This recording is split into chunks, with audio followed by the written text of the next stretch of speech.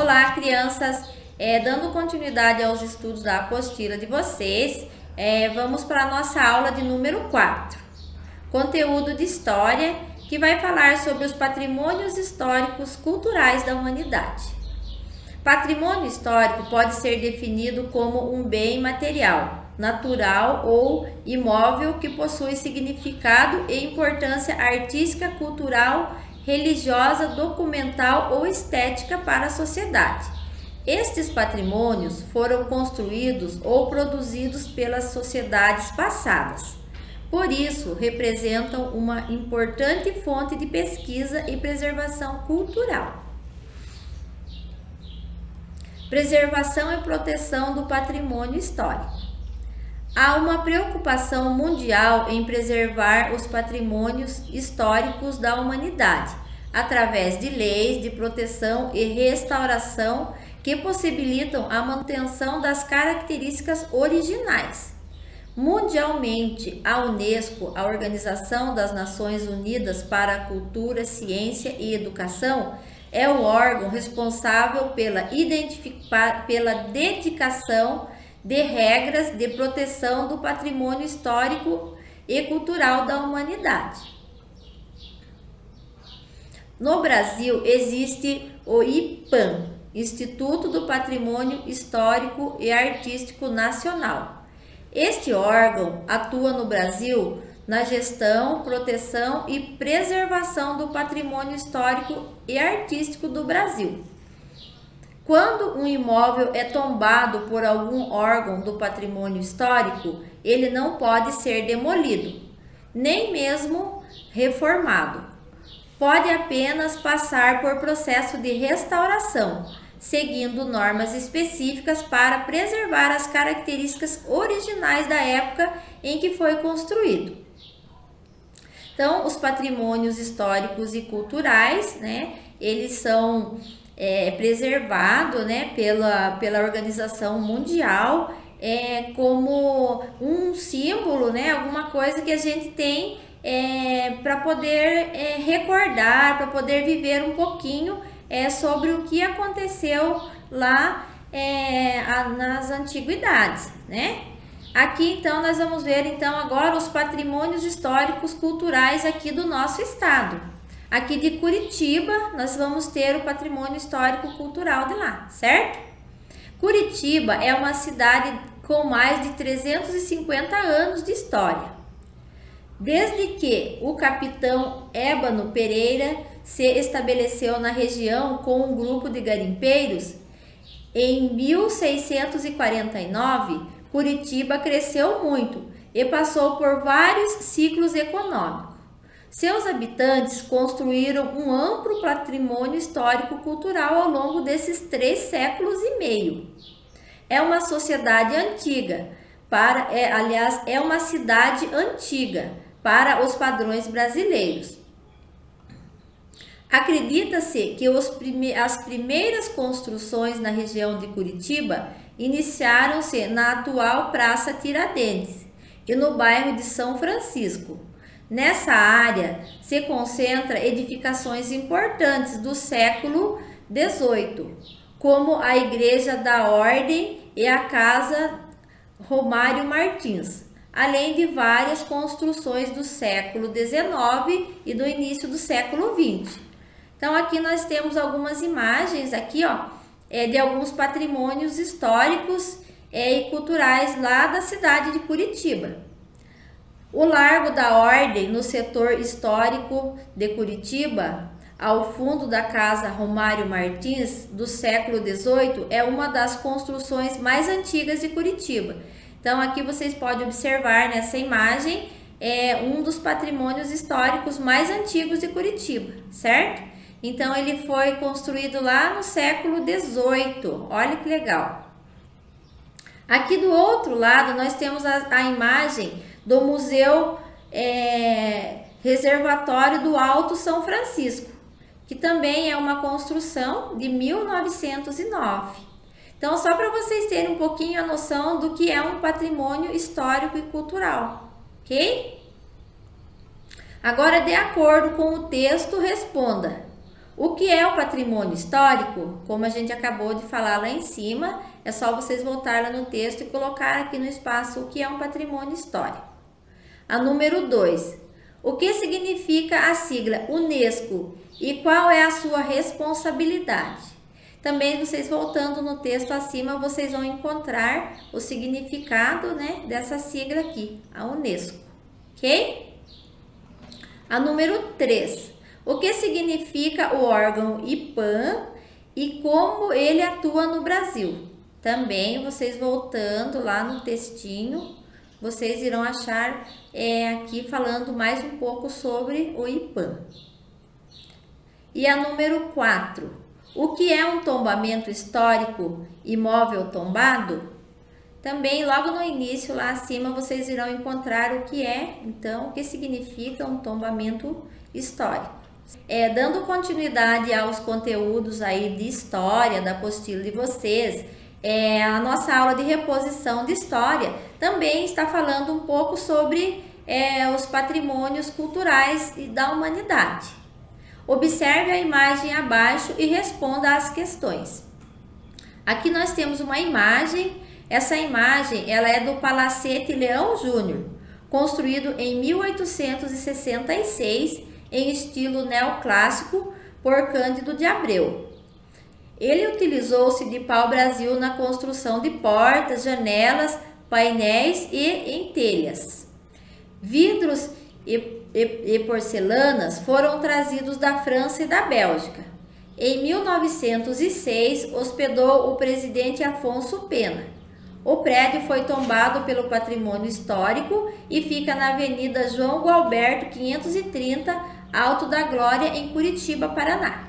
Então, esse é uma imagem de um patrimônio também, de um patrimônio histórico na cidade de Curitiba, aqui no estado do Paraná, ok? E com base nessa imagem, nós vamos responder as questões aqui abaixo. Letra A. O que a imagem retrata? Aí você já, eu acabei de falar, né, o que significa essa imagem aqui, vocês já vão colocar aqui embaixo que imagem é essa que está retratada aqui acima. Letra B. Quando ela foi construída e quem a construiu? Também vocês irão encontrar aqui falando já quando e quem a construiu. Letra C.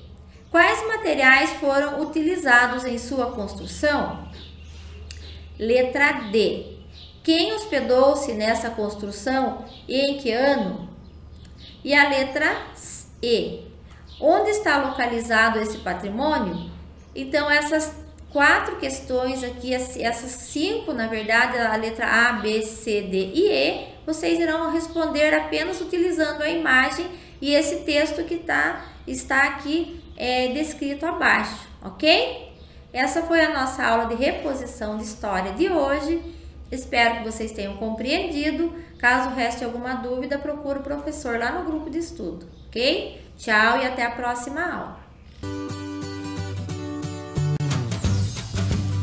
Olá pessoal, tudo bem com vocês? Então, dando continuidade à nossa aula de hoje, agora nós estamos aí na disciplina de língua portuguesa. Sou o professor Júnior e hoje a gente vai ler um conto de aventura. A gente já trabalhou alguns contos em algumas aulas passadas, mas hoje em exclusivo aí para vocês o conto de aventura. Vamos lá para a leitura? Então, o nome do nosso conto é O Meio Ambiente em Primeiro Lugar. Em um pequeno vilarejo havia um jovem aventureiro que se chamava Pedro. Ele era um rapaz esperto e que adorava o meio ambiente. Passava a maior parte do dia na floresta, subindo em árvores, brincando com os animais. Pedro não tinha medo de nada, de nenhum animal, e adorava nadar em um rio que ficava perto de sua casa. Certo dia, Pedro estava andando pela floresta quando viu um movimento estranho. Depois, um tiro e um grito de um animal muito curioso. Ele foi lá olhar. Quando chegou ao local do tiro, viu muitos homens, todos armados e com motosserras, cortando as árvores, matando e capturando animais. Pedro chegou à frente deles e disse: "Por que estão fazendo isso com os animais e com as árvores?" "Pegue ele!" falou o líder do bando. Pedro correu e os homens foram atrás. Preparados para atirar, o líder do bando disse: "Não atirem! Ele será nosso refém, pois a polícia está atrás de nós." No tempo em que ele estava conversando, Pedro subiu em uma árvore e se escondeu. A polícia chegou e prendeu o bando. Pedro, um jovem aventureiro que amava o meio ambiente, arriscou sua vida por ele. A adaptação. Pessoal, então gostaram do conto do Pedro? Um conto de aventura, né? Ele então, para proteger a natureza, ele fazia qualquer coisa.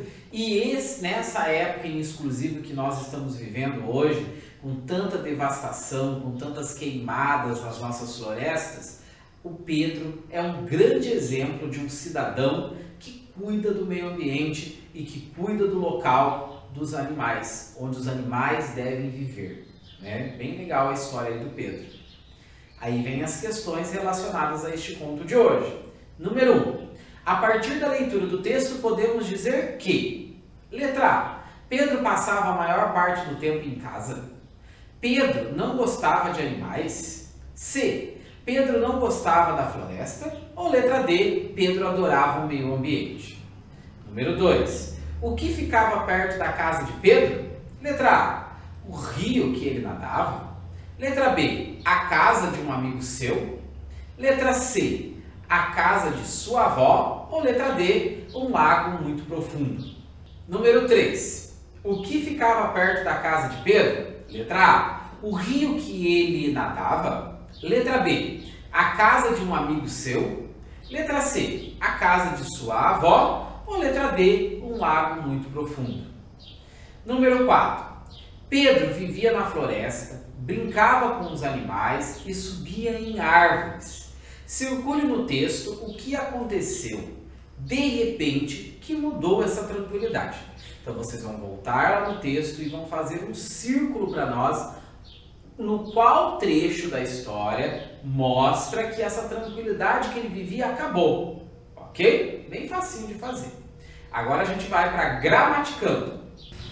Os substantivos coletivos designam um conjunto de seres de determinada espécie. Por exemplo, as pessoas assistiram entusiasticamente à apresentação da Esquadrilha da Fumaça, conjunto de aviões. Então, hoje a gente vai ver um pouquinho sobre os substantivos coletivos, que vocês já devem ter visto em alguns anos passados, mas que a gente vai rever novamente porque é sempre bom.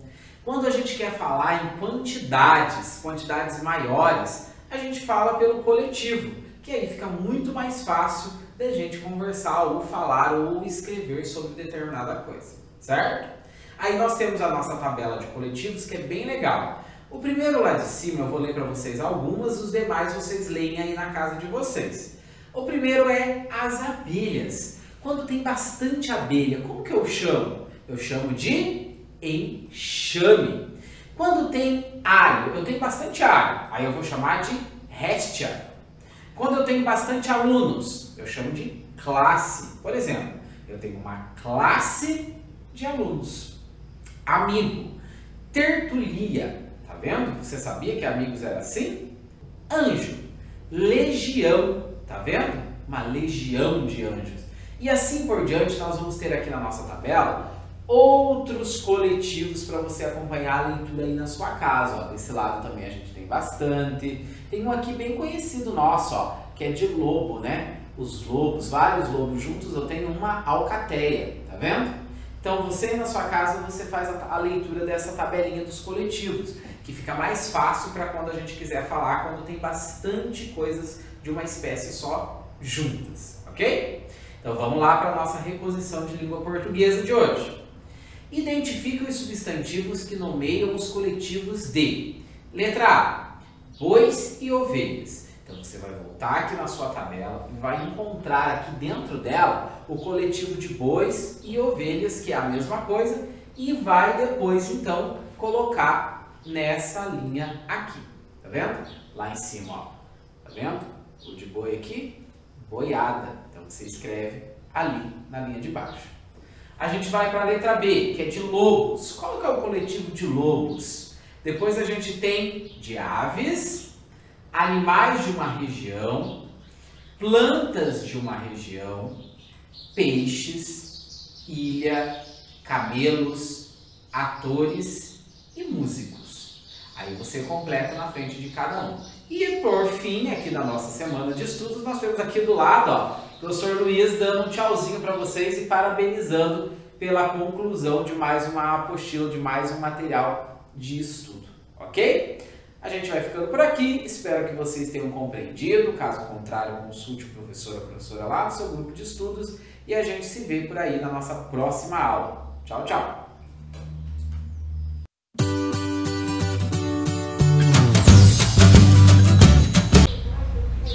Olá, crianças! Então, dando continuidade à nossa aula de número 1, vocês estavam trabalhando com a professora Adriana, o conteúdo de ensino religioso. Agora, continuando comigo, o professor Luiz, a disciplina de matemática. Hoje nós revisaremos sobre o sistema de numeração decimal, né, conforme o conteúdo que está na apostila de vocês. Números por todos os lados. Então, para lermos os números, devemos separá-los em classes. Observe a leitura do número. Como já consta aí para vocês, 3.303.010.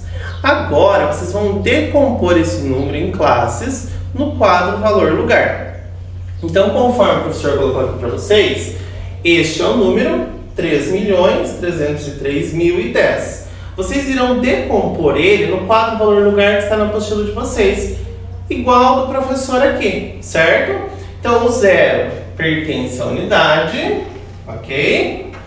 O 1 pertence à dezena, este 0 na centena.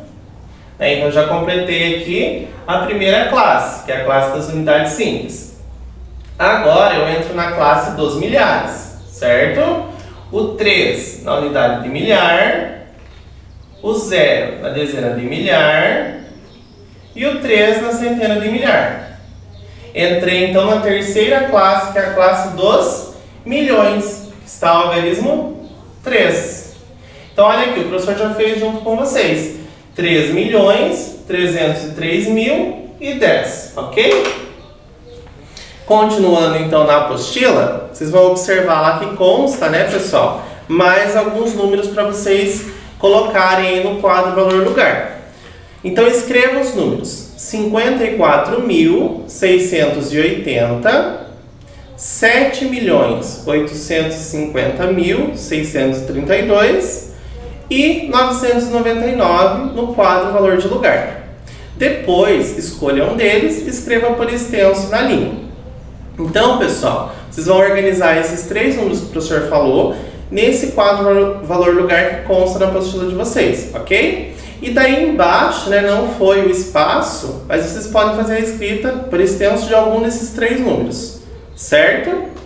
Agora, dando continuidade, pessoal, observem esse quadro que consta aí, cisternas no Brasil. No Brasil, havia mais de 1,2 milhões de cisternas instaladas em 2015. Segundo a informação, só na região Nordeste eram 329,6 mil equipamentos, que podiam armazenar quase 27 bilhões de litros de água. Então vamos às nossas atividades? Número 1. Os números listados abaixo foram extraídos do infográfico que o professor acabou de ler para vocês. Escreva esses números usando apenas algarismos e da forma como são lidos. Então, como vocês perceberam, pessoal, no infográfico ele estava escrito de uma maneira diferente, certo? E embaixo, o que vocês farão? A letra A, B e C, quero que vocês transformem em algarismo e depois escrevam por extenso. Como no exemplo da letra A, 1,2 milhão, quer dizer 1.200.000, ok? A letra B, conforme o professor colocou na lousa aqui, ó, 320.600. Então vocês vão escrever em forma de algarismo e em seguida por extenso. E a letra C, 27 bilhões. Como que vai ficar, pessoal? 27, né? Daí separem lá pelas classes, ok? Terá a classe dos milhões, depois a classe dos milhares e as unidades simples. todas preenchidas com o número algarismo 0, ok? Dando continuidade agora a número 2. Observe este número e depois responda sobre ele. Então nós temos aí o quadro valor lugar, né, com 4 classes, né, a classe das unidades simples, dos milhares, dos milhões e dos bilhões. Vocês estão vendo um número aí, ok? O professor não vai falar esse número. Por quê? As atividades em cima dele. Então, letra A. Como se lê esse número? Então, percebam. Ele começa lá na classe dos bilhões e daí tem os números nos milhões, nos milhares e unidades simples, ok? Letra B. Quantas classes ele tem? Então, agora vocês vão olhar novamente no quadro valor lugar e vão colocar quantas classes ele está ocupando. Os bilhões, milhões, milhares e unidades simples. Então, quantas classes ele tem? Agora, quantas ordens ele tem?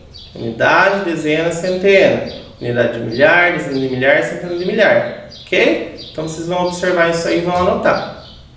E a letra D. Quantos falta para esse número atingir 2,5 bilhões? Então, agora vocês vão fazer uma subtração, certo? Então, coloquem lá o algarismo, os números, né? Conforme o professor vai mostrar aqui para vocês.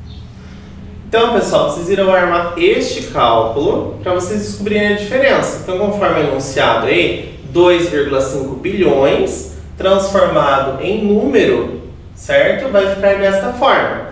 Menos o número que vocês têm aí no quadro valor lugar, certo? Que é este aqui que o professor destacou na cor rosa. Então, armem esta operação. Façam a subtração, vocês vão encontrar a diferença de quanto falta para chegar aqui em 2,5 bilhões, ok? Então essa foi a nossa aula de hoje, espero que vocês tenham compreendido. Se houver alguma dúvida, entre em contato com o professor de vocês lá no grupo de estudos. Tchau, até o nosso próximo encontro.